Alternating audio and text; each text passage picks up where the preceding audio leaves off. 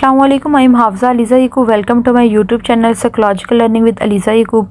Today we discuss on humanistic and existential model of psychopathology.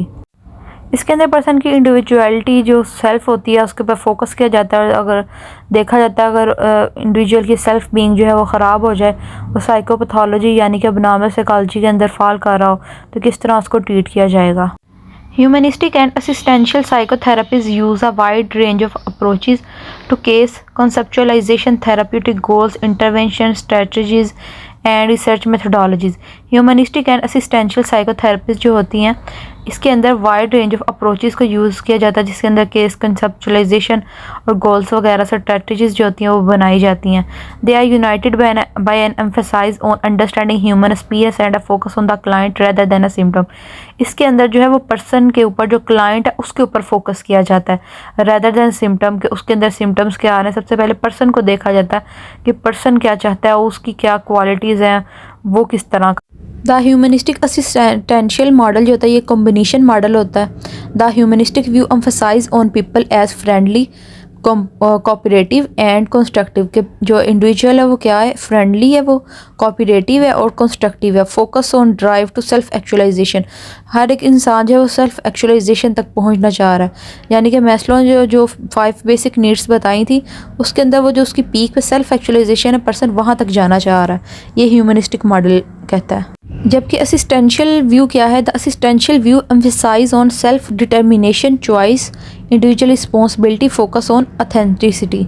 यानी कि person जो है वो ऑथेंटिक होना चाह रहा है, वो चाह रहा है उसकी एक जो हो वो सेल्फ हो, उसको सब जानते हो, सेल्फ डिटर्मिनेशन, वो खुद को जानना चाह रहा है, पहचानना चाह रहा है। सेल्फ इंडिविजुअल की जो चॉइस है उसको देखना है और इंडिविजुअल की जो रिस्पॉन्सिबिलिटी है उसके ऊपर फोकस करना है। Humanism describes psychopathology as having an unmet need that disturb our homeostatic norm. Treatment is about self-actualization and unconditional positive regard, in which the therapist is fully accepting of all aspect of an individual.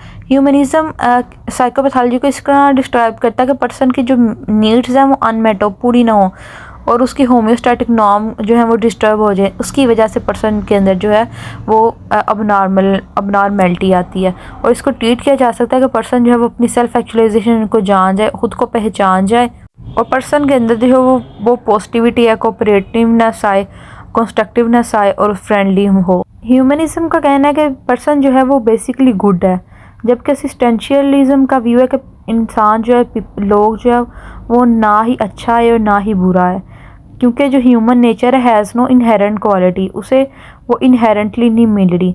जिस तरह का उसकी life both place a priority on the meaning of life and purpose with in life, क्योंकि इंसान जो है वो ना अच्छा है ना बुरा, जिस तरह का उसको इन्वायरमेंट मिलता है, हालात मिलते हैं, वो उस तरह का हो जाता है। लेकिन दोनों जो है ये फोकस करते हैं लाइफ के ऊपर और पर्पस ऑफ लाइफ का, कि इंसान क्यों है और इंसान का लाइफ का जो गोल है वो क्या है। Whereas the key word for humanistic therapy are acceptance and growth, the major theme of existential therapy are client responsibility and freedom. Humanistic therapy जो है वो कहती है कि इंसान जो है वो एक्सेप्ट करे चीज़ों को, ग्रो करे, आगे बढ़े। असिस्टेंशियल जो थेरेपी है उसके मुताबिक क्लाइंट जो अपनी रिस्पॉन्सिबिलिटीज़ को जाने, उसको पहचाने, अपनी रिस्पॉन्सिबिलिटी को पूरा करे और फ्रीडम, आज़ाद है इंसान। The humanistic theory approach engage social skill, feeling, intellect, artistic skill, practical skill and more as part of their education. Humanistic theory के अंदर पर्सन की जो सोशल स्किल है उसके ऊपर फोकस किया जाता है, उसकी फीलिंग चेक की जाती है, intellectual level, artistic skill, creativity जो है उसकी वो चेक की जाती है, सेल्फ एस्टीम क्या है पर्सन की, गोल्स क्या है, वो अपनी लाइफ में चाहता क्या है। Humanistic therapy is a holistic approach that focus on free will, कि पर्सन जो है वो आज़ाद है, ठीक है, वो ख़ुद को जानने, पहचाने, अपनी सेल्फ डिस्कवरी करे, सेंस ऑफ सेल्फ, अपनी फीलिंग्स को जाने, अपनी ज़िंदगी का मकसद पहचाने और फोकस करे कि उसकी स्ट्रेंथ क्या है, अपनी सेल्फ एक्चुअलाइजेशन तक जाए। की प्रिंसिपल जो हैं वो भी यही हैं कि सेल्फ एक्चुअलाइज हो जाए पर्सन, सेल्फ डायरेक्शन उसको पता हो उसने किस तरफ जाना है, उसने अपनी चॉइसेस को देखे कि उसकी चॉइसेस क्या हैं। Carl Roger identified 5 principle of a fully functioning person as open, present, trusting, creative and fulfilled. यानी कि पर्सन जो है वो खुद को जाने, अपने ट्रस्ट करके देखे, अपनी क्रिएटिविटी को चेक करे।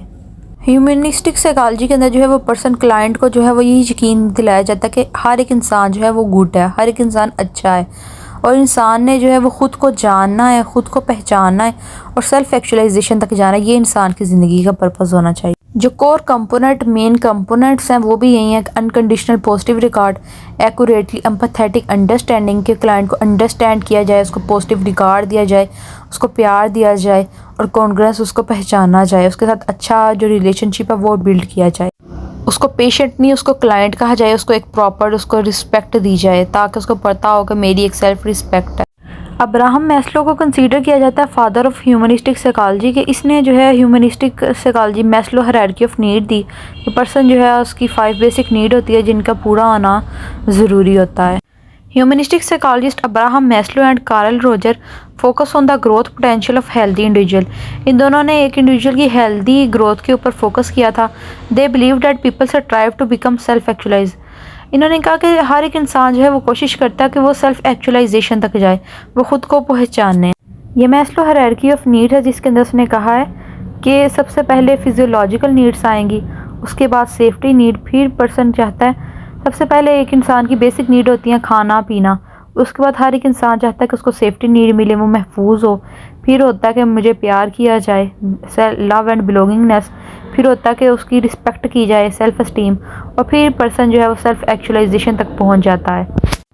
अब इसको ट्रीट करने के लिए क्लाइंट सेंटर थेरेपी यूज़ की जाती है, also known as person centre therapy, या इसको रोजेरियन थेरेपी भी कहा जाता है, जिसके अंदर पर्सन की एक इंडिविजुअल जो है क्लाइंट है उसके ऊपर फोकस किया जाता है, उसकी सेल्फ के ऊपर उसको जाना जाता है। अनकंडीशनल पॉजिटिव रिगार्ड ये होता है कि क्लाइंट को एम्पैथी शो करना, उसको सपोर्ट करना, उसको एक्सेप्ट करना कि हम तुम्हें एक्सेप्ट कर रहे हैं, तुम हमारे साथ अपना मसला जो है शेयर करो, हम तुम्हें सपोर्ट करते हैं, और उसको एम्पैथी प्रोवाइड करना ताकि वो खुद को कंफर्टेबल फील करे। अब एम्पैथी होता क्या है? एक्यूरेट एम्पैथी कि पर्सन को deeper meaning that are not explicitly, यानी कि हम जो खुल के नहीं कह सकते लेकिन हम उसको एम्पैथी प्रोवाइड कर रहे हैं।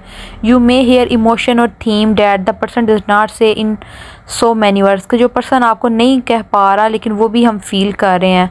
क्लाइंट को हौसला देना कि जो तुम हमें नहीं कह पा रहे हम वो भी तुम्हारा फील कर रहे हैं।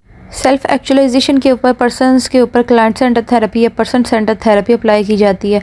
इसके अंदर उनको एम्पैथी प्रोवाइड की जाती है कि हम तुम्हें अंडरस्टैंड कर रहे हैं, कॉन्ग्रुएंस दिया जाता है, ऑथेंटिसिटी और रियलनेस दी जाती है, अनकंडीशनल पॉजिटिव रिगार्ड दिया जाता है, नॉन जजमेंटल वे के अंदर उनको एक्सेप्ट किया जाता है और उनको सपोर्ट किया जाता है ताकि पर्सन जो है ख़ुद को अच्छा फील करें और अपनी ज़ात तक को पहचान सके, अपनी लाइफ का जो मकसद है, गोल है, जो अपनी स्ट्रेंथ है उसको पहचान सके। Assistential therapy focus on the anxiety that occur when a client confront the conflict inherent in life. The role of the therapist is to help the client focus on personal responsibility for making decision. इसके अंदर जो therapist होता है वो उसकी responsibilities के ऊपर focus करता है कि तुम्हारी पर्सनल रिस्पॉन्सिबिलिटीज़ ये हैं, खुद को जानो और अपना डिसीजन जो है वो खुद करो, किसी के ऊपर डिपेंडेंट नहीं होना, सेल्फ इंडिपेंडेंट होकर अपने डिसीजन खुद करना। Strength and weakness. One of the main strength of the humanistic assistential model of psychology is that it is optimistic, यानी कि एक पॉजिटिव व्यू होता है कि पर्सन को इम्पोर्टेंस देना वो अपनी सेल्फ एक्चुअलाइजेशन की तरफ दे के जाए, रेदर देन फोकस करना कि पर्सन के लैग पॉइंट्स क्या हैं। इससे बेहतर ये होता है कि पर्सन की जो स्ट्रेंथ है उसके ऊपर फोकस करना कि उसकी स्ट्रेंथ क्या है, इंडिविजुअल खुद को जाने। इसका जो क्रिटिसिज्म होता है ये होता है कि इसके अंदर कहा जाता है कि हर एक इंसान जो है वो अच्छा है, गुड है, और humanism fail to appreciate the reality of evil in human behaviour. इंसान के बिहेवियर के अंदर जो ईविल होता है उसके ऊपर फोकस नहीं किया जाता, लेकिन पर्सन का थॉट जो होता है उसका यही बनाया जाता है, उसका बिलीफ कि हर एक इंसान जो है वो पॉजिटिव है और गुड है। ये थी हमारी आज की वीडियो। उम्मीद है आप सबको पसंद आई होगी। Like my video and subscribe my channel. Thank you so much. Thank you for watching.